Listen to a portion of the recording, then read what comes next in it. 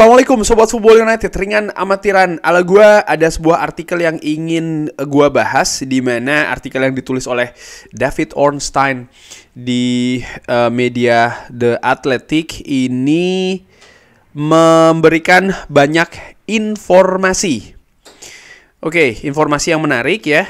Judulnya ini tentang summer transfer ke Saudi, lalu bagaimana aja update-nya di sana, lalu ada masa depan dari Graham Potter dan juga pencarian staff dari Manchester United. Jadi di artikel ini ada beberapa pertanyaan dan dijawab oleh David Ornstein beserta juga dengan informasi-informasinya. Nah, ada pertanyaan terkait dengan bagaimana nih update untuk Manchester United yang sedang mencari head of recruitment untuk membantu Dan Ashworth.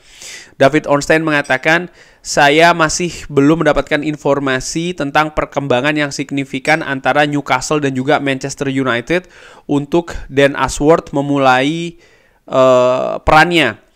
Saya telah melihat hari ini laporan tentang Newcastle kalau mereka ini bersiap ya untuk mengambil Paul Mitchell kalau seandainya Dan Ashworth ini jadi cabut ke Manchester United. Ya, tapi tentu saja dia harus juga mengecek, melihat lagi apakah informasi ini memang betul. Dan Manchester United juga disebutkan ini masih belum bisa progresnya tuh belum dekat untuk bisa mendatangkan Dan Ashworth. Wow, jadi ternyata memang Dan Ashworth ini complicated menurut gua. Karena Newcastle yang memasang harga cukup tinggi juga, tapi Newcastle sudah tahu memang Dan Ashworth juga ingin pindah ke Manchester United. Newcastle sedang menunggu negosiasi dari pihak Manchester United yang sampai dengan informasi ini ternyata belum dilakukan. Dan di sisi lain juga Newcastle tentu saja ingin mendatangkan pengganti dari Dan Ashworth. Tadi disebutkan Paul Mitchell. Ini juga memiliki kapasitas yang cukup bagus menurut gua, reputasi juga cukup bagus ya, terutama di sepak bola Eropa dan juga di Inggris. Ini menarik ya bagaimana Newcastle ini mereka juga sangat serius dalam membangun struktur manajemen sepak bolanya. Dan Ashworth yang sebenarnya belum lama-lama banget kan bekerja di Newcastle ini, tapi tentu saja punya kualitas dan juga reputasi yang bagus, akan digantikan rencananya oleh Paul Mitchell. Oke. Pertanyaan selanjutnya adalah, kalau Manchester United dan juga Newcastle United tidak bisa bersepakat ya dan harus menunggu terkait dengan Dan Ashworth, apa impact yang akan terjadi di Manchester United terutama di rencana di bursa transfer musim panas? David Ornstein mengatakan, saya tidak berpikir itu akan membuat perbedaan yang banyak terkait dengan rencana transfer Manchester United. Oh, oke. Menarik ya, ternyata menurut David Ornstein tidak banyak rencananya. Oke, terus siapa yang mengatur rencananya kalau begitu ya? Kalau bukan sporting director, oke. Dari kalimat selanjutnya, mereka akan berusaha untuk mencari formula terkait dengan transfer dengan staff yang mereka miliki sekarang dan juga eksekutif yang mereka miliki sekarang. Dan ini akan banyak tergantung dari scouts mereka atau pemandu bakat dan juga penegosiasi, lalu juga situasi finansial dan juga tim dari Ineos yang memiliki kontrol di bidang sporting. Oke, berarti ya Sir Dave Braithwaite ya kan, mungkin juga Omar Berada, selagi menanti Dan Ashworth kalau Dan Ashworth belum datang di Manchester United. Ini tentu saja bukan situasi yang ideal ya, tanpa individu kunci yang yang memang diharapkan bisa membangun. Dan Ashworth ini dilihat sebagai sosok yang membangun klub dan juga struktur, dan dia ini dilihat bukan sebagai rekrutmen expert atau ahli di bidang rekrutmen. Nah, berarti dia memang akan membangun struktur. Ya memang yang gue lihat pun juga seperti itu. Dan Ashworth ini skupnya akan lebih besar lagi. Jadi kalau ada CEO Omar Berada ini kan harus melihat dari dua sisi sepak bola dan juga komersial. Komersial mungkin nanti ke orang lain, dan sisi sepak bola ini untuk Dan Ashworth. Dan Ashworth nanti punya bawahan ya, struktur itu ada ya, salah satunya head recruitment yang nanti akan lebih terlibat di rekrutmen Manchester United. Tapi ya Dan Ashworth sebagai supervisornya tentu saja juga ada peran di sana. Oke.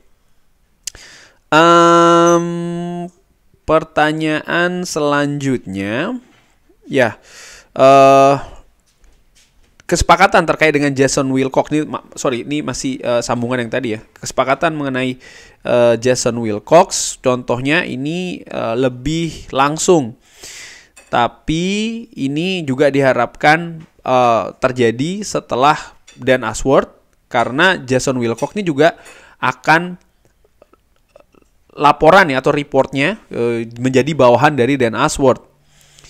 Dan di musim panas nanti Omar Berada akan mengisi posisi CEO dan akan ada individu-individu lebih di Manchester United yang untuk dilihat, yang mereka saat ini beberapa juga sudah bisa langsung bekerja di Manchester United ataupun masih menunggu di musim panas nanti. Oke. Mengenai Graham Potter ya, ini bagaimana masa depan Graham Potter di musim panas ini? David Ornstein mengatakan Manchester United ini telah dihubungkan terkait dengan Graham Potter, karena Graham Potter ini memiliki relationship atau hubungan yang bagus dengan Ineos. Dan ini sudah pernah melakukan pembicaraan terkait dengan posisi pekerjaan di Nice setelah dia ini selesai di Chelsea. Dan ditambahkan juga antara Graham Potter dan Dan Ashworth ini pernah bekerja bersama di Brighton. Tapi ini tidak berarti kalau dia akan ke Old Trafford, karena situasinya juga disebutkan ya, David Ornstein ini dia tidak memiliki informasi yang mengatakan kalau Erik ten Hag ini akan cabut di musim panas nanti. Wow, jadi ini merupakan update yang luar biasa, yang menarik juga tentu saja. Bagaimana menurut David Ornstein mengenai Graham Potter belum tentu ke Manchester United, walaupun ada hubungan dengan Ineos, dengan Dan Ashworth. Kenapa demikian? Karena memang belum ada kabar kalau Erik ten Hag ini akan selesai di Manchester United. Ya, seperti gua katakan, situasinya 50-50, dan ini belum tentu hanya akan dilihat dari di mana posisi terakhir Manchester United di papan klasemen di akhir musim nanti, ataupun raihan di FA Cup akan seperti apa. Nampaknya akan ada hal yang lebih fundamental daripada hal tersebut.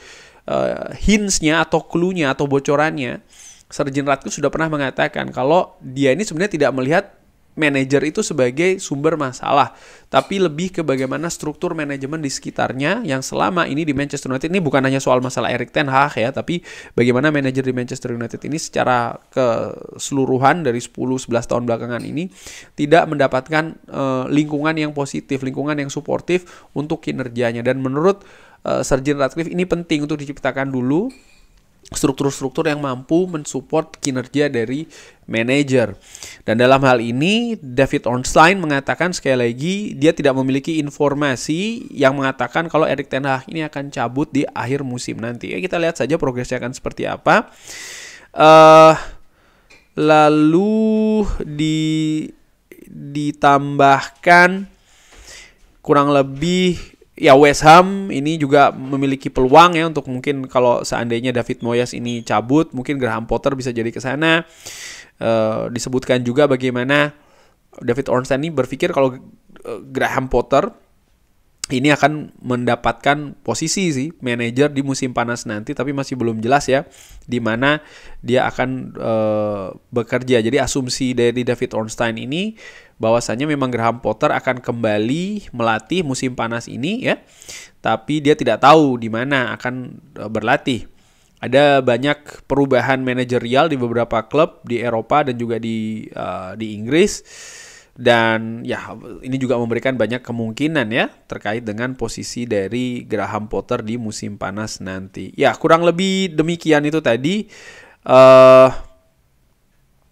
Dan kalau situasi dari Erik ten Hag ini juga ada satu informasi dari European Led, dari Football International, diambil sumbernya. Ini salah satu media olahraga juga di Belanda, yang menyebutkan kalau Erik ten Hag bergabung kembali di Ajax musim panas ini nampaknya tidak mungkin ya, karena dia sangat menikmati waktunya di Manchester United dan dia dinilai juga mengembangkan klub dari musim ke musim. Ini musim kedua dari Erik ten Hag, tentu saja dengan banyak situasi. Kalau melihat dari sisi hasil ya, memang tentu saja jeblok ya. Tapi bagaimana proses yang dilakukan, pembersihan skuad, pengembalian karakter dan lain-lain, kalau dibandingkan dengan musim lalu dan musim-musim sebelumnya, yang sering sekali fans tidak melihat ya. Ini kan ada beberapa langkah naik gitu kalau menurut gue secara ringan amatiran. Tapi mungkin fans melihat dari sisi berbeda itu nggak masalah juga.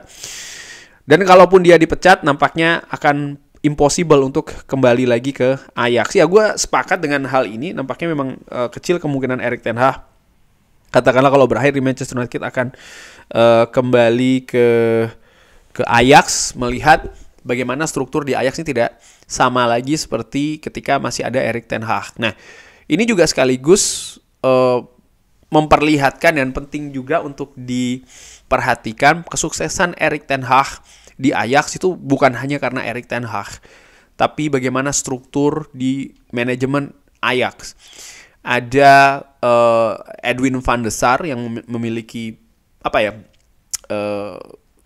kerjasama yang bagus, kolaborasi yang bagus, ditambah Mark Overmars. Jadi sinergi antara Erik ten Hag, Mark Overmars, lalu juga Edwin van der Sar dan pihak-pihak lain yang banyak juga sudah berubah di Ajax ini, yang membawa pada saat itu Ajax sukses bukan hanya di Eredivisie, dominan di sana, tapi juga di sepak bola Eropa ya. Nah, ini juga sekaligus menunjukkan tidak bisa manajer di dunia sepak bola modern ini dia lone ranger atau dia sebagai pejuang sendiri gitu. Dia harus membutuhkan support juga dari pihak-pihak, terutama dari manajemen, termasuk juga dari CEO dan tentu saja pemilik. Nah, oleh karena itulah menurut gua konsentrasi dari Manchester United yang terpenting, dan nampaknya ini yang dilakukan oleh Ineos, yaitu adalah membuat struktur manajemen yang lebih bisa mendukung sang manajer, mau Erik ten Hag atau siapa nanti di masa mendatang, supaya bisa lebih berprestasi dengan lebih konsisten.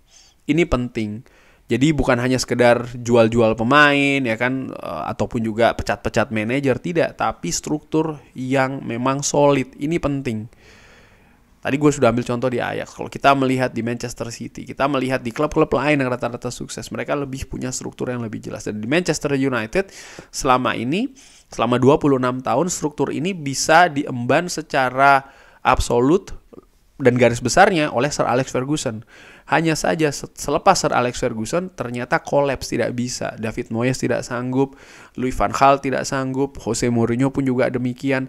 Artinya struktur yang terlalu manajer sentris. Semua ini dipegang secara absolut oleh manajer. Nggak bisa, harus ada pendelegasian. Di klub-klub lain mereka punya posisi-posisi yang bisa meringankan tugas dari manajer ya, sekaligus juga mensupport balik. Di Manchester United tidak demikian, sehingga menurut gue ini yang lebih krusial dibandingkan hanya sekedar pecat-pecat pelatih. Apapun alasannya, mau dibilang ya mungkin sistem permainan belum terlihat, ya bagaimana mungkin sistem permainan bisa terlihat kalau pemainnya acak kadut ya, bagaimana kondisi dari dressing room tidak struktur dengan bagus dan lain-lain, karena memang support itu tidak ada, positive environment atau lingkungan yang positif itu tidak memadai menurut gue. Impossible sih untuk bisa menciptakan sistem permainan yang bagus seperti yang diinginkan oleh manajer, karena memang hakikatnya manajer ini kan bukan seseorang yang memegang joystick di depan konsol ataupun memegang keyboard di depan komputer game gitu. Maksud gue lebih kompleks daripada hal-hal tersebut tadi. Kita lihat akan seperti apa, tapi tentu saja segala kemungkinan itu terbuka ya, termasuk juga mengganti Erik ten Hag di musim panas nanti. Menurut gue selalu bilang 50-50, walaupun gue 110% tetap berada di Erik ten Hag, tapi gue melihat situasinya segalanya tetap 50-50 sih. Terima kasih sudah menyaksikan, jangan lupa like, subscribe. Wassalamualaikum warahmatullahi wabarakatuh. Thank you.